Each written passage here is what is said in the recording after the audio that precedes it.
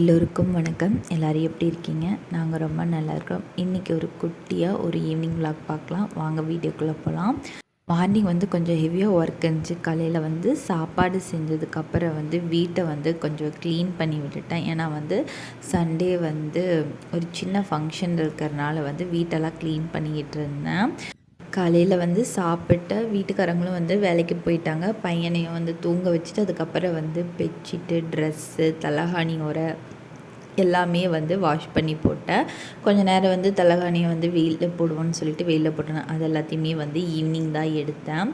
எடுத்ததும் பையனும் எந்திரிச்சிட்டான். ஆனால் தொட்டிலேருந்து வரலை. அதனால் அவனுக்கு பால் தொட்டிலேயே கொடுத்துட்டேன். குடிச்சிட்ருக்கட்டும் அப்படின்னு சொல்லிட்டு அதுக்குள்ளே நம்ம சாமிக்கு தீபம் போட்டோன்னு சொல்லிட்டு தீபம் போட்டேன். கரெக்டாக தீபம் போட்டு பார்த்தா கரெக்டாக தலை மட்டும் வெளியே தொட்டில் கீழே இருந்துச்சு. பாட்டில் கீழே போட்டான். சரின்னு சொல்லிட்டு அவனுக்கு திண்ணீர் வச்சு விட்டு கொஞ்ச நேரம் தொட்டிலேயே அவனுக்கு விளையாண்டுருந்தேன். அப்புறம் நைன்ட்டே இருந்தான்.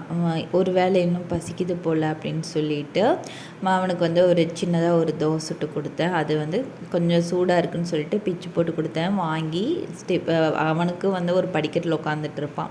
அந்த படிக்கட்டில் உட்காந்து டிவி பார்த்துட்டு சாப்பிட்டு இருந்தான். நான் காலையிலேருந்து மடித்த துணி அப்படியே ஒரு குவியலாட்டம் போட்டு வச்சுருந்தேன் கட்டலில். அது எல்லாத்தையுமே மடித்து வச்சுருவோம் அப்படின்னு சொல்லிட்டு மடிச்சிட்டு இருந்தேன். பையனும் சாப்பிட்டு இருந்தான்.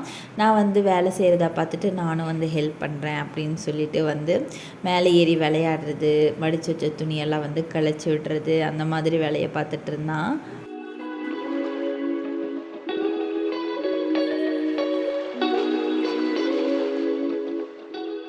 டின்னருக்கு சிம்பிளாக தான் தோசை ஊற்றிட்டு தேங்காய் சட்னி செஞ்சுருவோம் அப்படின்றது தான் பிளான். ஏன்னா துணி மடிக்கிறதுக்கே எனக்கு 1 ஹவர் பக்கம் ஆயிடுச்சு.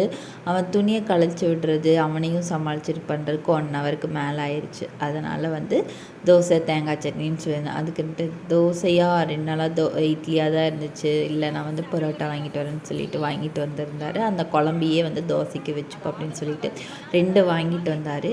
ரெண்டுக்கு ஒவ்வொன்று சாப்பிட்டு தோசை ஊற்றிக்கிட்டோம்.